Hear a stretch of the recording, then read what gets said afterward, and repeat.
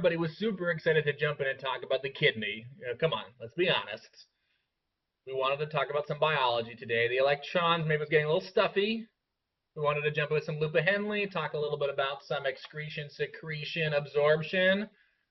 Pumped. I like that, Lauren. That's very apropos for what we're going to talk about today. Good.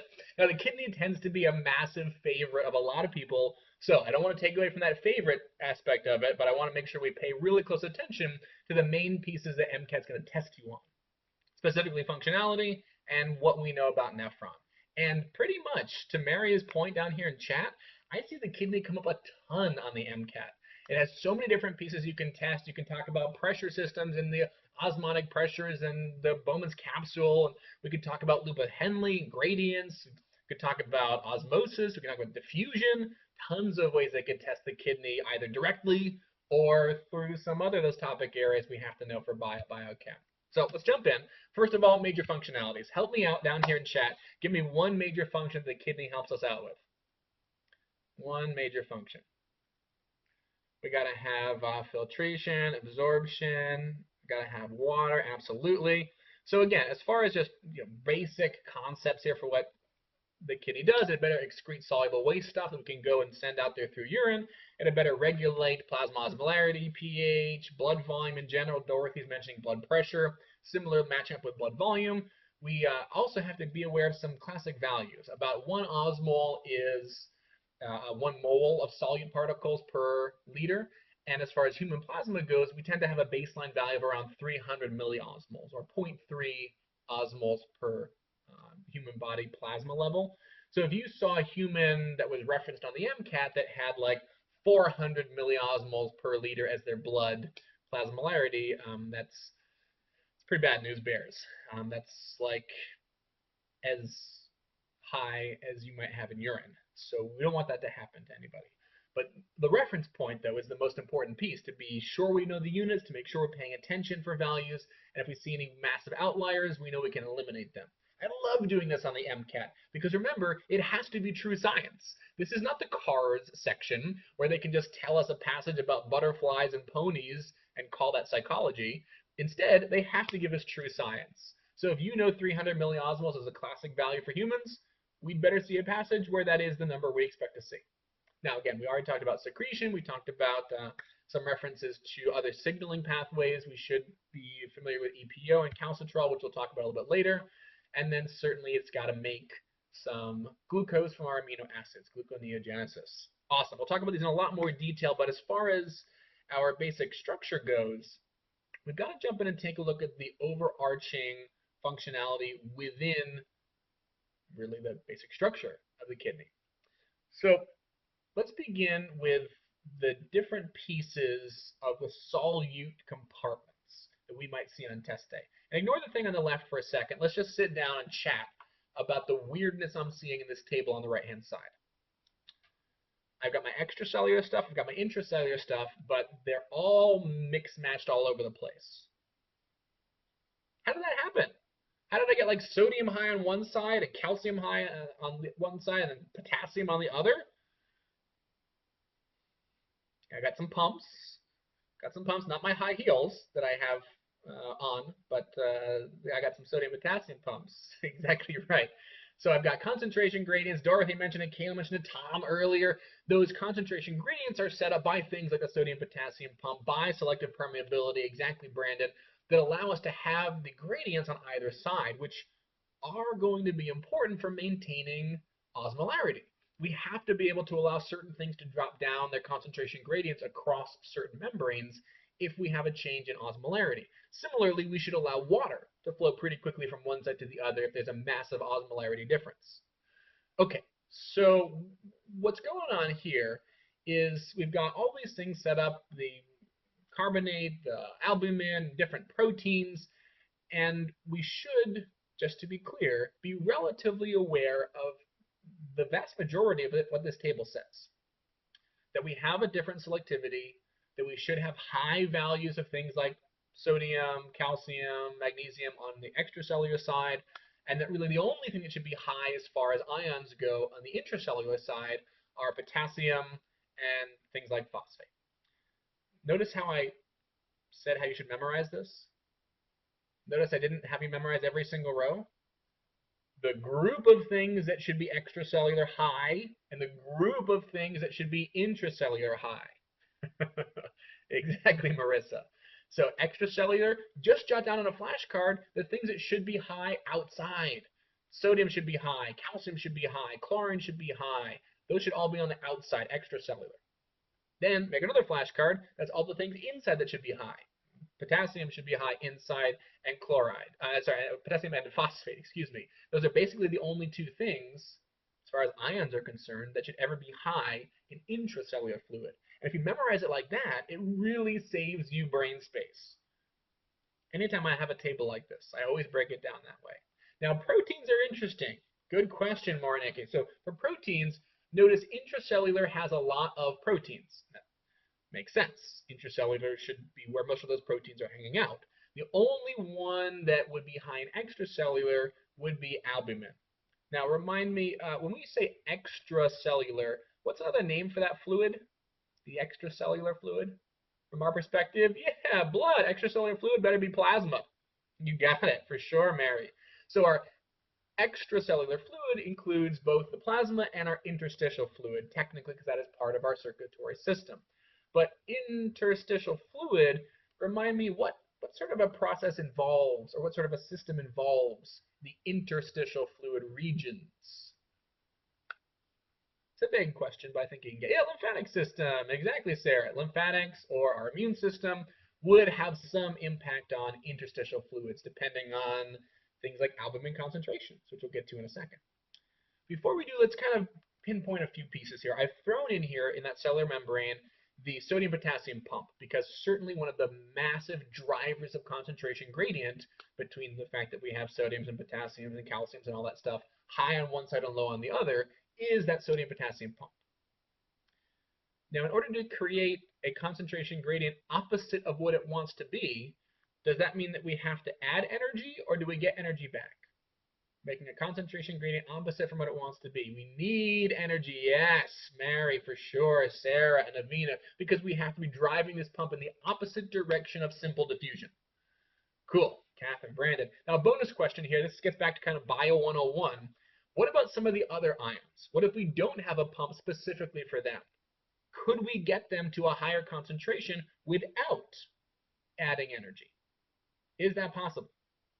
Yes, also possible. Instead of primary active transport, which uses ATP, we can do secondary active transport, like co-transport or antiport or symport, where they're going opposite directions, flip-flopping from someone else's gradient. Yeah, you got it, Sarah. Absolutely. That's our secondary active transport. And we're not going to go into a lot of detail with that, but flip back over your review notes books if this isn't clicking.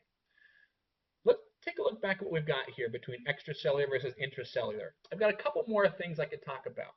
For example, if we have a capillary membrane, the capillary membrane should allow most stuff to go back and forth. Most solute should be able to move back and forth within that capillary membrane. Again, this ensures that the two solute compositions between the two are relatively similar. Now, there's a special note that I could make here. Sodium can get through, and a few other things can. What can't get through the capillary membrane? Specifically albumin. I love it, Sahar. Fast response. Albumin can't get through, and that is absolutely going to be important for us to figure out what's going on with things like our lymphatics.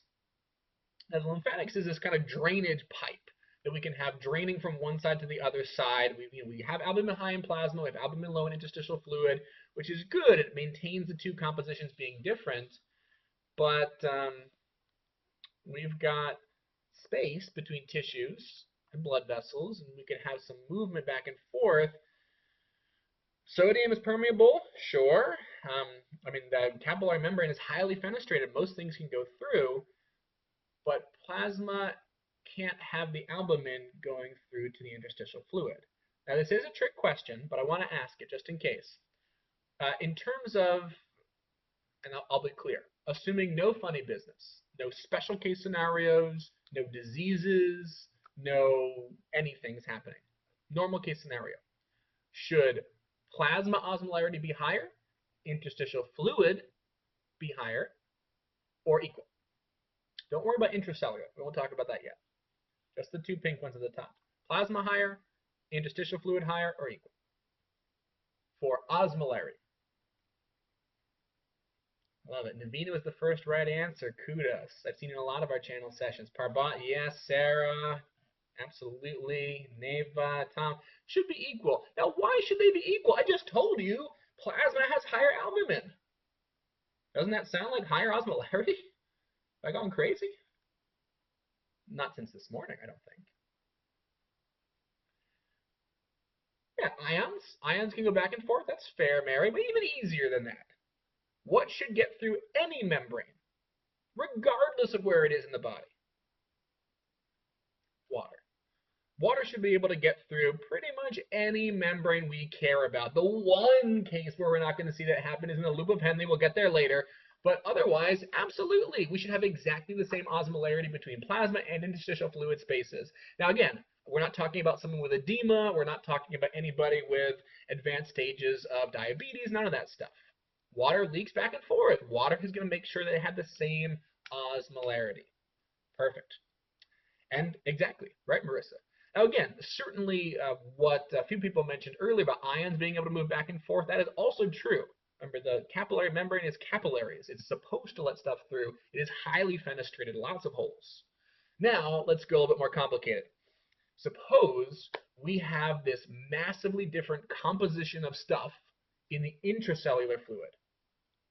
Should all of that extracellular stuff be higher osmolarity or lower osmolarity than the intracellular stuff?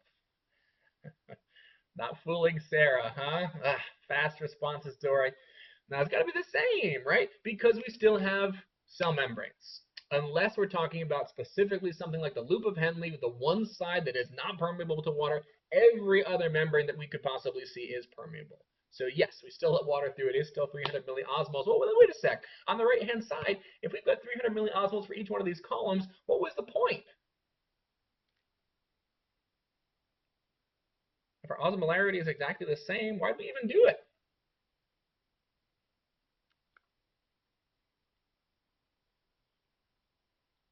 This is the sort of stuff that hopefully helps it lock in for later.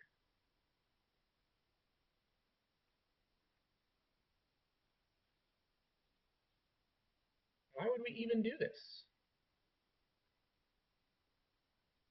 Yeah, to keep certain numbers of ions on one side versus the other side, Mary, to keep different compositions, Nicole, to maintain homeostasis, absolutely. Yeah, equilibrium, all of these are true.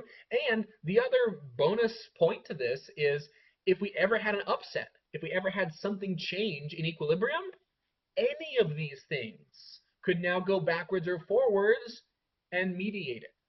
We could have, yeah, absolutely, sure, Tom. But again, the whole idea, as Patrick is pointing out, we want to keep homeostasis easy and simple. We like water to be able to go back and forth, but additionally, we have the opportunity to swap some ions. That's big. That gives us a lot more flexibility here, especially depending on what's going on with water. Now, let's take a step back and do a quick concept check. Of course, Patrick is going to toss the answer poll down there in the bottom right, but I want to see if we can grab this point in about 30 seconds or so. The trick here, arguably, is following what must happen immediately after the premise of question 1 happens. Go for it.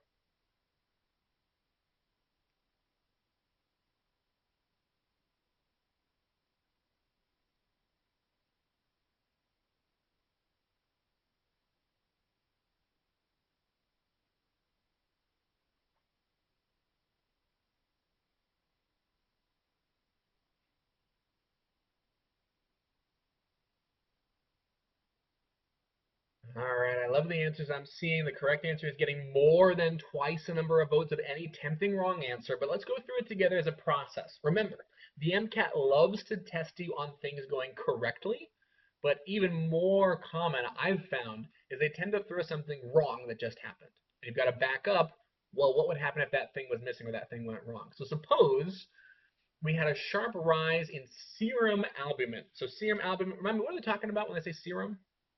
Talking blood, talking plasma. Exactly, Marissa. But again, the MCAT could reference it in a wide variety of ways, and we just want to be sure we're on the same boat. Okay, so serum is blood, blood is plasma, and we've got a sharp rise in protein in blood. Well, sharp rise in the protein in blood. Gosh, who could respond the fastest if there's a sharp rise in osmolarity in blood? Because you're right, Mary. If any answers had said increase in osmolarity, we would have grabbed that first. But who responds fastest if we've got that? Who can get there first if we increase osmolarity? Water. Yeah, water follows salt, or water follows solute is even a better mnemonic because that gets better view of the picture.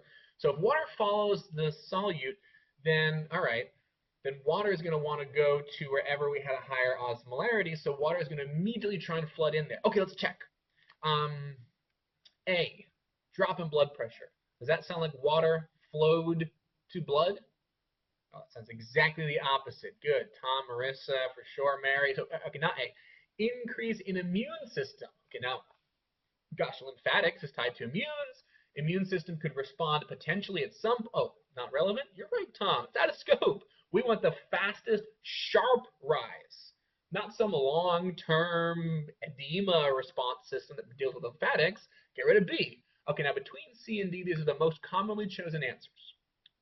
One of them is right. We do have about 2/3 majority for the right answer. Answer choice D. Nicely done. But think about it.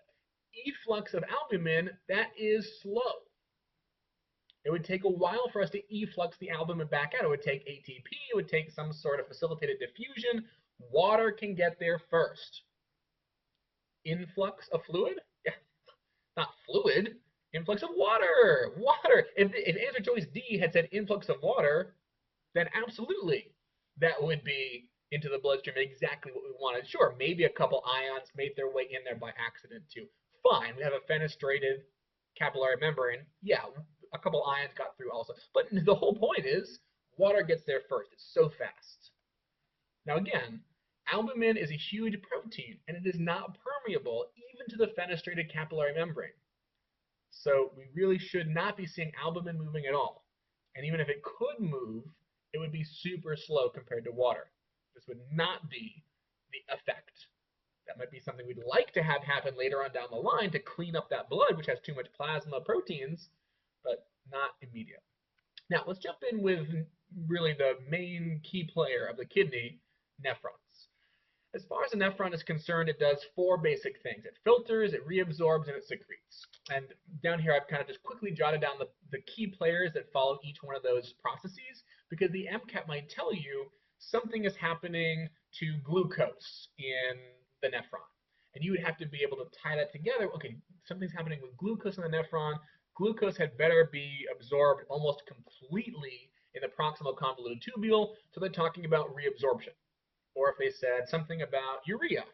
I don't even have it on this list here, but where would urea fall? If we're talking about something is happening with urea in the nephron, better be excretion. Or in our case, secretion, because we're secreting it back into the filtrant or the filtration, so it's part of our overall excretion, hopefully, because we're getting rid of it completely, going to the ureters, the bladder, the urethra, and actually being gone. Nicely done, Esther, right, Charmaine? So let's take these piece by piece: filtration, reabsorption, secretion, and excretion. The basic process of filtration, in the first place, is essentially where we actually can filter out all of the stuff that we don't want to even get into the nephron. Give me an example of at least one thing that we don't want to ever get into the nephron. We do not want even the relative possibility of losing that stuff via urine. Yeah, blood cells. We don't want any of those to get in there for sure. Tom, Sarah, no. We don't want them at all. We don't want any massive proteins either. So filtration, filter out all of the stuff that would otherwise get in there and put all of that stuff, here's our input up here at the top, blood comes in, and then we push blood back out. We do not want it to possibly get in with all of the red blood cells or the proteins or any of that muck. So leave that stuff aside. Now once it actually gets in, now we've got to have secretion. Now, secretion, of course, is actually secreting stuff out of our body, and or if you want to think of it that way, out of our system and into the filtrant. that goes hand in hand with reabsorption, and it has to go hand in hand. Bonus question. Why do we have to have something go back into this stuff for everything that comes out of it? Why does that make sense from all the stuff we talked about just a second ago, actually? Yeah, to balance for osmolarity. You got it, Nicole. Absolutely right. And Victoria going one step further, that would absolutely affect blood pressure if all of a sudden blood had way more vitamins and proteins and a whole higher osmolarity than their filtration did. No, no. We have to maintain osmolarity. We have to maintain homeostasis. Perfect. Now, filtration just happened right up here at the Bowman's capsule, right before that proximal convolute tubule, and we had some secretion of delicious things back out into the bloodstream, going back out here into circulatory system, but we're also going to throw away some stuff. We don't want this extra ammonia and urea. We've got a little bit of acidic blood. We're going to throw away some of those hydrogen ions. We don't want those. So secretion, reabsorption, and as a net, at the end, hopefully we do have some stuff that actually gets excreted, goes to the ureters, the bladder gets excreted from the body in the end, all the bad stuff that we don't need. Now, certainly, what Tom is pointing out, water following solute, is going to be important in a second. But this is the overarching gist. Filter, so we only have little vitamins, glucose, small amino acids. Those are the only things we want to play with right now. And then we reabsorb and secrete all of those nutrients, hopefully up to 100%, so we don't lose any of them by accident. And then we throw away, secrete, bad stuff. This is a big overarching goal, big overarching picture. Let's go into a little bit more detail of that filtering thing, because I know Marissa wants to know. Hopefully everybody else does too. Let's talk filtration. It's actually a little bit more complicated than just putting it all near this sieve and having some stuff leak through, because we've got blood pressure that's actually pushing this. If you think about the blood, the whole aperture, the whole mechanism of the heart actually puts about 80% of its overall force to creating blood pressure to pump it through things like the nephron. So first of all, we've got this PGC, the glomerular capillary pressure. That's the pressure from the bloodstream, from our body, from the aorta, pushing blood into this system. Now hold on, pushing blood into that system. Should that be a pretty high pressure or a pretty low pressure from the heart? It better be super high pressure. We really want to have a ton of pressure pushing down into the capillaries. Now, this piece over here is the pressure going back out through the capillaries. So that's the pressure of, it hits basically this big water balloon sieve of Bowman's capsule, and this is the stuff that pushes back out. This would be where the red blood cells go. This would be where all the other proteins go. That oncotic pressure depends on a couple things. It depends on, well, how much pressure there is in here pushing back, and partially it depends on how much got to go through actually into the proximal convoluted tubule. So we'll come back to that one in a second. Let's move over to this static pressure. The static pressure is the pressure of this Bowman's capsule. The glomerular apparatus, the Bowman's capsule, all of this stuff is like a sieve that stuff flows through. So you know that some of it is going to flow through down here, and you know that some of it is going to go back out here through the capillaries. Awesome. Then what do we know about PBS compared to something like the original pressure that was flowing in? It's going to be pretty low. And a way to think of this is if the Bowman's capsule is kind of like a balloon, and we've got a huge faucet that is filling it up. That would be like PCG, the hydrostatic pressure from the glomerular capillaries. If that thing is like a huge faucet filling that water balloon, then there's some pressure pushing back up against the water balloon, right? A little bit against the faucet. But does the water balloon ever win in pushing water back up through the faucet? It will never win, ever, ever. So if it is never going to win, then it must be that PBS is pretty small. The pressure from the Bowman's space is just not big enough to get any way pushing back against the glomerular capillary pressure. Now, the last one we haven't really talked about is the pressure back from the capillary flow, the oncotic pressure, how much we want to have that backflow in here. So bonus question, if we had a hole in our water balloon and some stuff was leaking out, that would be like leaking out through its capillaries, how much pressure do you think there is pulling that water back in, back into the water balloon. Pretty low. Not the whole lot of pressure from the oncotic pressure from Bowman spaces. Water doesn't really want to flow back in when it has a couple ways to escape.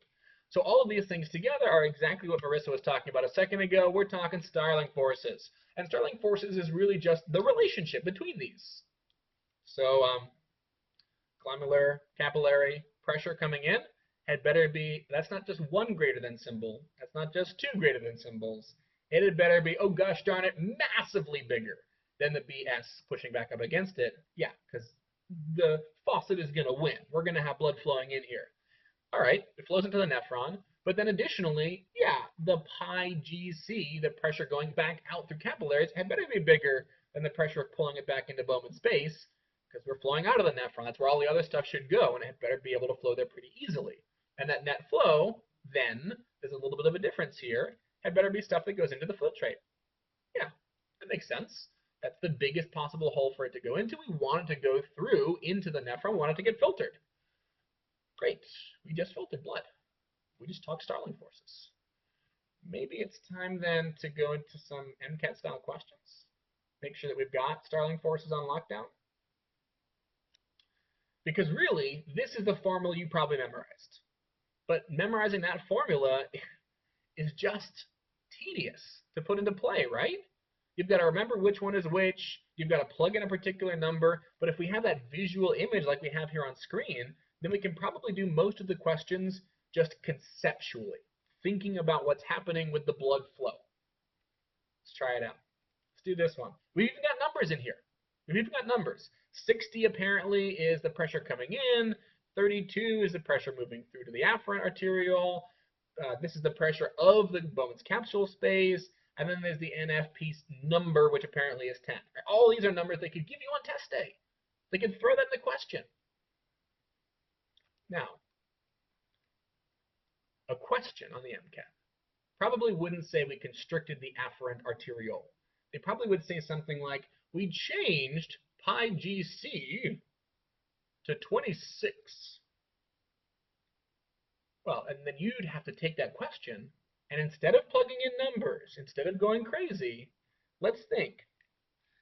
If we changed that number lower by constricting the afferent arteriole, what's going to happen to the amount of blood that goes through into the nephron? What must happen? It's got to be higher, got to increase, right? Absolutely. No, I skipped ahead. I did the second one first, but you're right. You're right. If we're talking about efferent, I misread it as efferent as opposed to afferent. Yes, this should increase. Correct. Now again, I changed this one. I skipped ahead to the second one first. If I messed anybody up, I super apologize. But now let's go back and do the afferent one, which would be this guy. And on the MCAT, all right, they might, instead of telling you, blah, blah, you know, it constricted the afferent arteriole, they might say, hey, we dropped it down to 55. Okay, well, we didn't need to know a number. We're not plugging into the NFP formula. We have less pressure going into the entire system.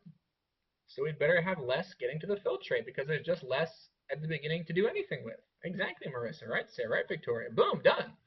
I know we did those two in different orders, but hopefully everybody still followed.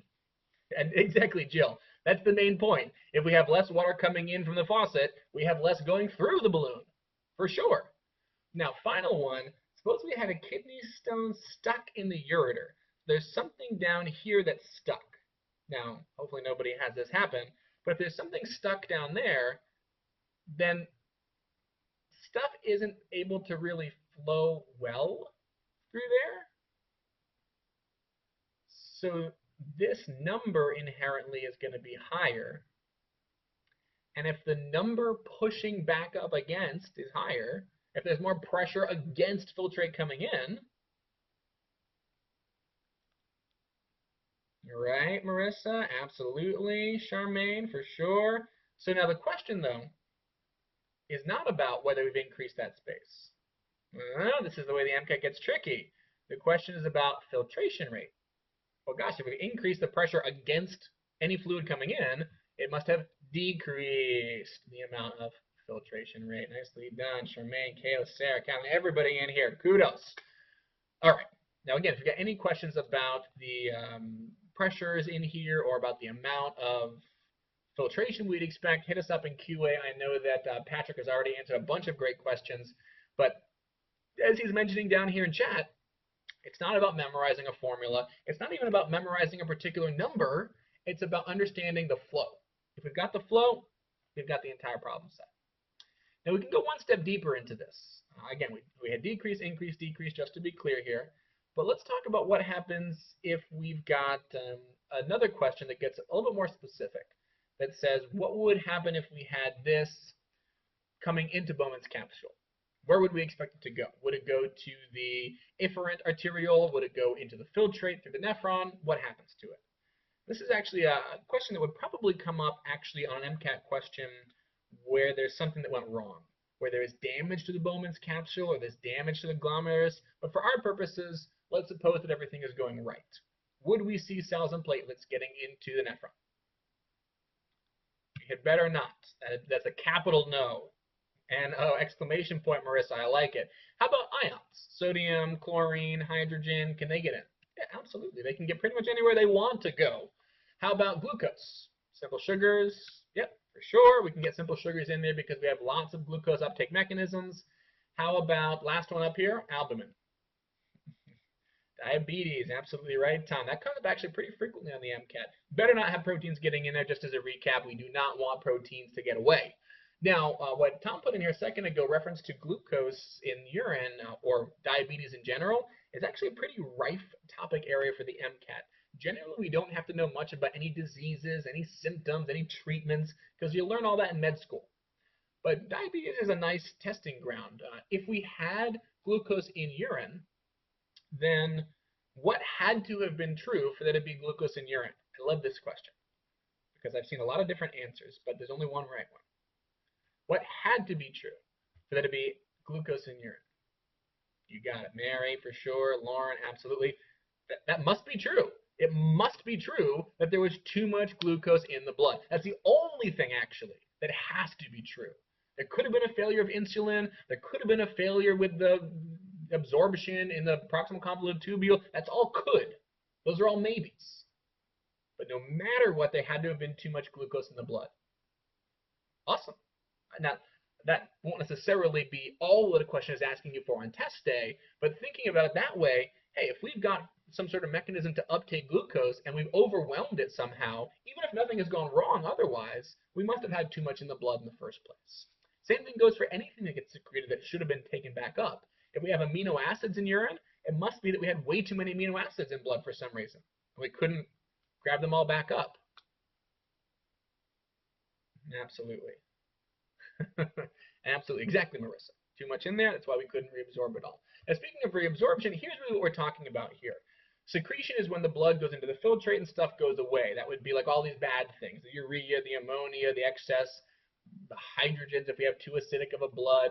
Again, depending on how much we need to get rid of. So if you've got a whole bunch of protein intake because you're running a marathon, or in my example, I'm running a 10K this weekend, so I've got a lot more protein intake, a lot more carb intake, and I probably have a whole lot more ammonia and urea being secreted. Thank you, Tom. I appreciate it. Now, if I was running the 10K, right, I might have a pretty high blood pH because I'm secreting so much more lactic acid. And if I'm secreting tons of lactic acid into my bloodstream, then I have a lower pH, then I might be secreting more hydrogen ions if I have to secrete them via urine. So that's just example. We're throwing away whatever stuff we have too much of. We're maintaining homeostasis. Then we're secreting stuff that's, waste. We don't want it anymore. Now, the reabsorption stuff is all the good things. That's going back into the bloodstream, back into our lovely circulatory system. I want the potassiums because I use them sometimes, but mostly I want sodiums. I want my chloride ions. I want the water to come back. I want my vitamins, my sugars, my amino acids. All of these should be reabsorbed at basically 100%. I know we don't have perfect efficiency. Some of these might be only 80% or 90%, depending on the load in the blood, but we should be absorbing pretty much near 100% efficiency, all of the good things. Reabsorb all of the lovely good things. Now, along this fancy loop of Henle, we also do something else interesting. We're going to get back to this a little bit later, but let's cover it here anyway. In the descending limb, we're going deeper into the medulla. We're at like 300 milliosmoles up here, and then like 400 milliosmoles in the outer medulla, and then like 500, even 600 maximally in the inner medulla, depending on how deep the loop of Henle stretches in this one. So 300 to 400 to 500 range, well, going down deeper into the medulla, I'm going to a higher and higher milliosmol number, and that higher and higher milliosmol number, I've got two options, right? I could absorb in, actively pumping in ions to maintain osmolarity, or I could let water flow out. Which one sounds easier? Oh, let's let water flow out, right? Water wants to flow out in the first place. Exactly, Catherine, Nadine, for sure. So let's let it flow out, and great. We've reached the loop of Henle. We're swapping out some urea, some sodium, some chlorines. We're doing something fancy down there, making sure that we have a nice chance to reabsorb and secrete. But then we have to go back up towards this still convoluted tubule. So we're just going to let all that water flow back in.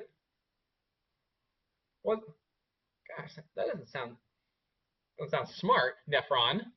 Why don't we instead make ions flow out? Because that way we have our net nutrient exchange. We're going back up. We have a lesser osmolarity near the distal convoluted tubule, and we're going to go back down to a lower osmolarity. Okay, good thing then.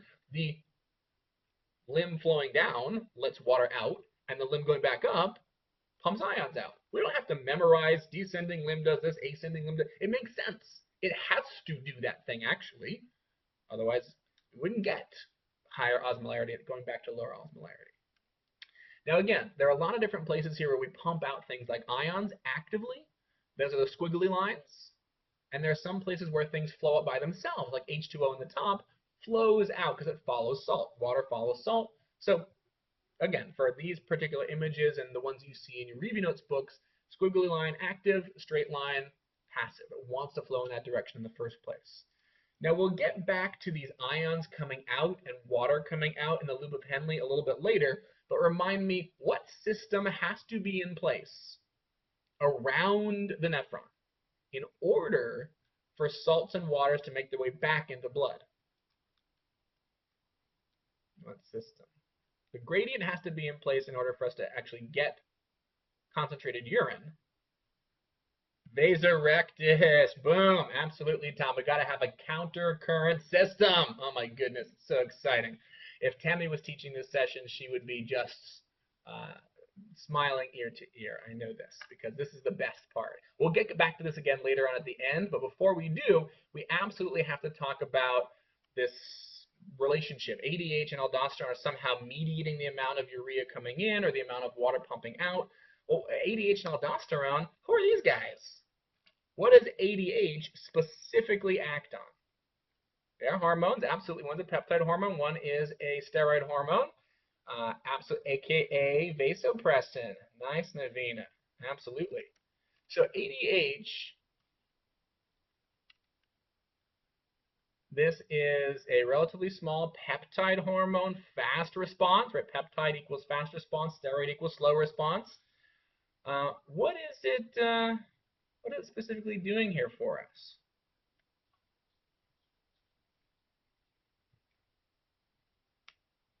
It is antidiuretic. Exactly. If you didn't remember, ADH stands for antidiuretic hormone, as Lauren points out. Remember, it prevents the production of dilute urine. So antidiuretic.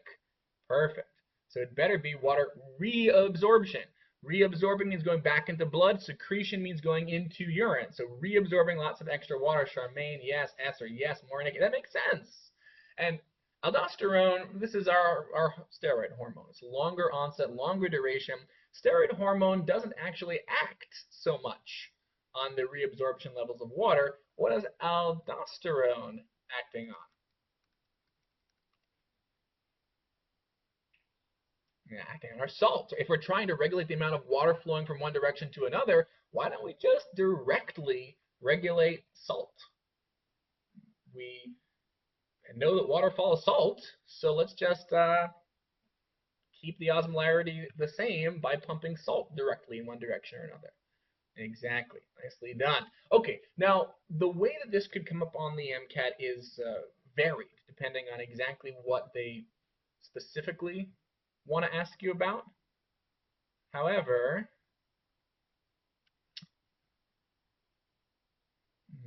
well, this is exciting. Let's make a graph to go along with the random notes on screen. Luckily, I had this graph memorized. Here we go. So, let's start with the filtered load. Invisible graph.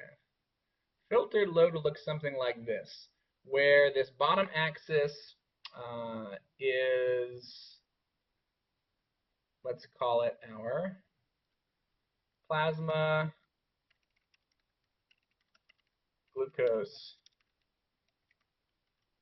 concentration. And we'll say it's in milligrams per 100 milliliters. Okay, everybody read it?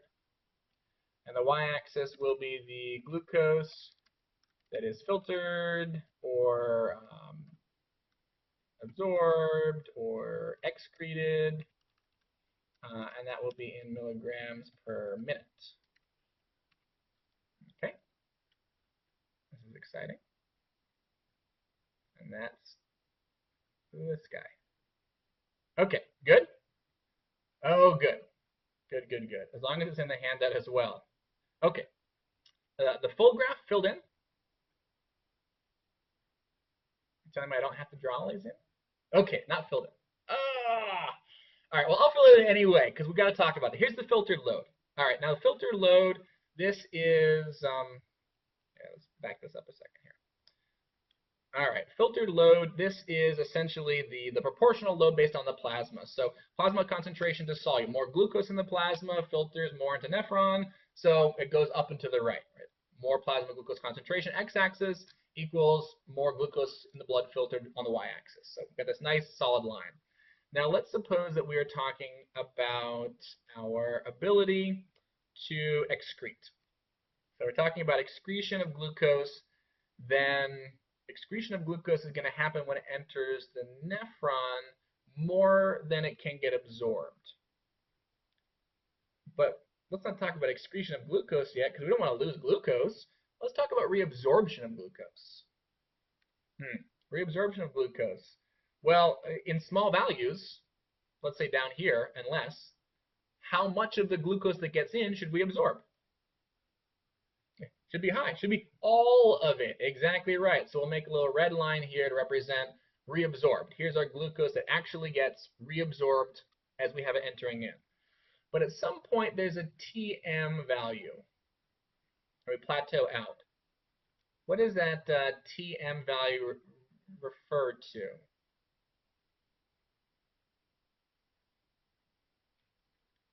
This is our, I see it coming through in the private chat. There's somebody who is still chatting with Patrick. It is our maximum rate, our saturation rate, our highest possible rate of glucose actually being absorbed by the nephron. So our red curve here is our maximal possible absorption, the threshold for actually getting glucose back up in. So if you're up here with that much extra glucose in your bloodstream, then it's going to go out through urine. There's a problem. Absolutely. Now, red, I put it in here as red because we're going back into blood, right? Reabsorbed, aka blood. So if we're talking about urine now, all right, leading up to that point, here's our urine line. 0, right? There better be 0 glucose in urine. However, once we cross that threshold, we're starting to get some on our excreted line. So Tm, again, maximum rate of reabsorption, i.e. the proteins responsible for reabsorption along those protein channels are completely overwhelmed. Sort of like an enzyme getting overwhelmed once we have way too much substrate. We just can't process it that fast. So we've overwhelmed it at that TM point. It's sort of like our Vmax, right, for an enzyme. Same idea here. Now, yellow line I used for excretion because we're excreting it to urine, right? So the overall filtration rate is really just blue curve, a little bit flatter if we have a lot more filtration available, or a little bit steeper if we have less filtration available. Same thing with the TM number. The TM is our maximum absorption rate, and the larger TM means the red curve is going to be higher and higher and higher because we can absorb better. And if our TM maxes out too low, then it would be on a lower value.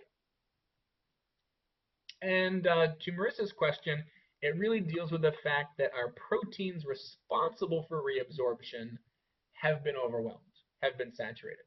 So we think about, we've got these little tubes, these ion channels, these protein channels that we can actually slip our glucose through. We've saturated those out. They just can't transfer fast enough. That's what's going on here.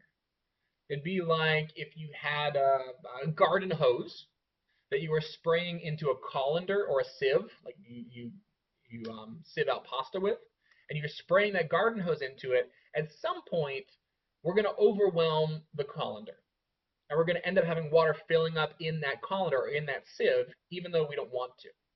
That's what's going on there. We've overwhelmed the ability for those pores to leak it out. Thanks, Patrick. Whatever I can do to make it make sense, that's what I'm here for.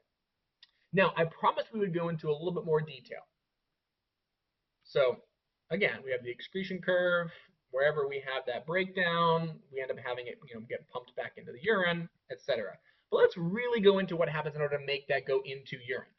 Okay, first of all, we've got our horizontal segments. This is where we identify solutes. This is where we want to reabsorb back into the bloodstream. That's why they're red. We want to pull all of the good stuff back into blood.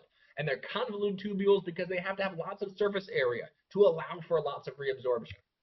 Down here, we've got these limbs that apparently are dipping down further into the medulla. Well, they've got to dip down further in because they've got to make more concentrated urine. We'll come back to those in a second. Now, we've got to get stuff in. Afferent arteriole pumps blood in, and if it's got proteins or red blood cells and stuff that we don't want to even allow out of the bloodstream whatsoever, efferent arteriole. Get rid of that stuff. Now let's suppose it gets into the Bowman's capsule. It's in that Bowman's capsule, it's in the glomerular apparatus, and we're actually going to have it start to get filtered. Great. I mean, that is it. Actually, that's all of filtration is just right there in that first piece. Immediately after that Bowman's capsule, we go into reabsorption.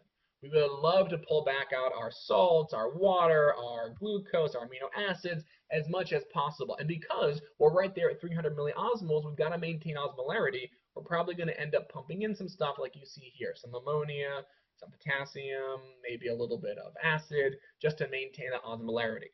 Now notice we went deeper down into the medulla to get down there to the loop of Henle. We're not quite there yet.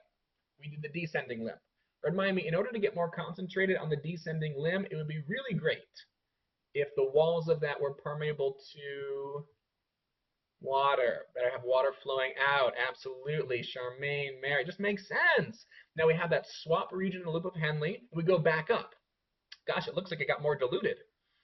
Well, we have got some options here, but what would make more sense for the ascending limb? Better be permeable to solutes. Specifically, we pump those ions out. Mary, yes. Marineka, yes, for sure.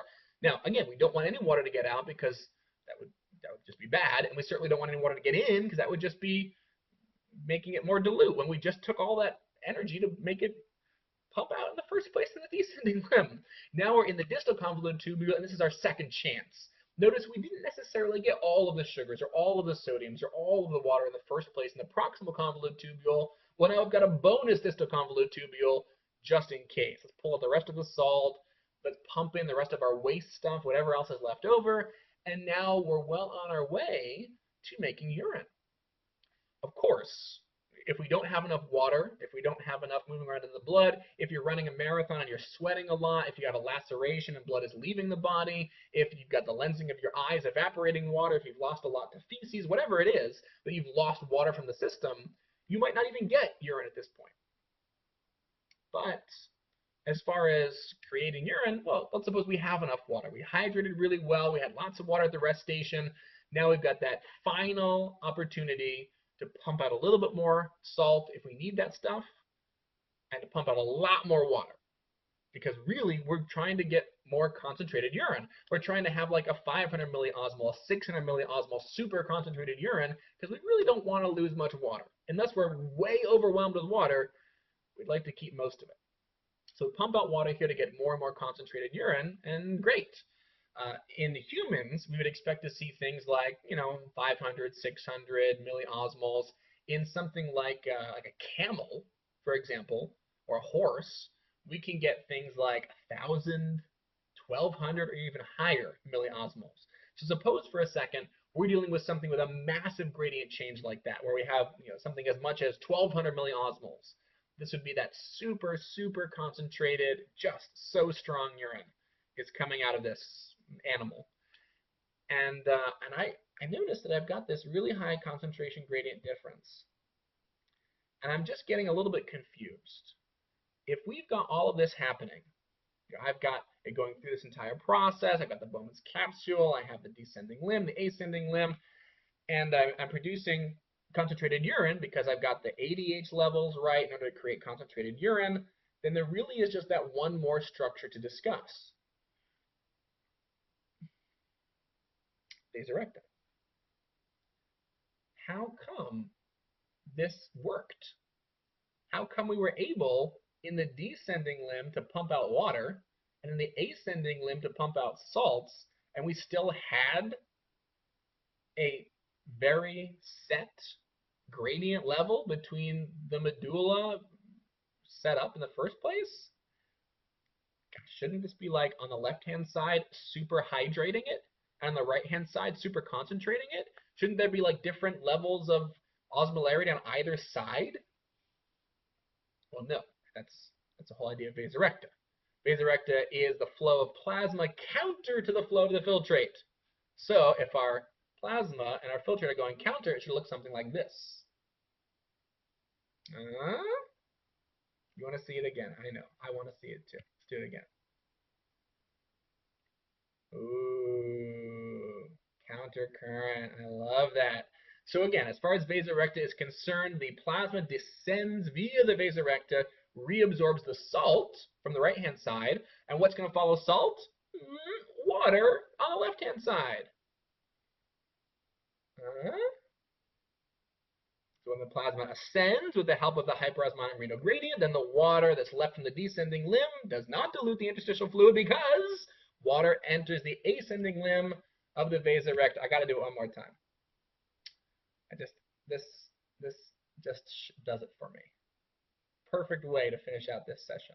So again, how do we make the gradient to begin with? Well, we already have that set up in the medulla, and deeper in we have a higher gradient. We don't have to worry about that. What we should know is we've got this counter mechanism that grabs salt on the right-hand side, swings it around to grab the water on the left-hand side, tosses it back into plasma, so we don't mess with the gradient whatsoever.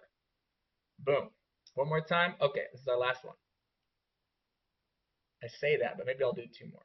Gosh, it's so good. Take a look. Sodium, grabbed it on the right-hand side because that's where it's permeable. Water, grabbed it on the left-hand side. That's our descending limb. But our ascending limb of the vasa recta, pulling it back up into blood, doesn't mess with our gradients whatsoever. Keeps everybody happy. Oh, I lied one more time. This is the last one. Again, we covered all of the major pieces of the kidney that you have to know going into the MCAT.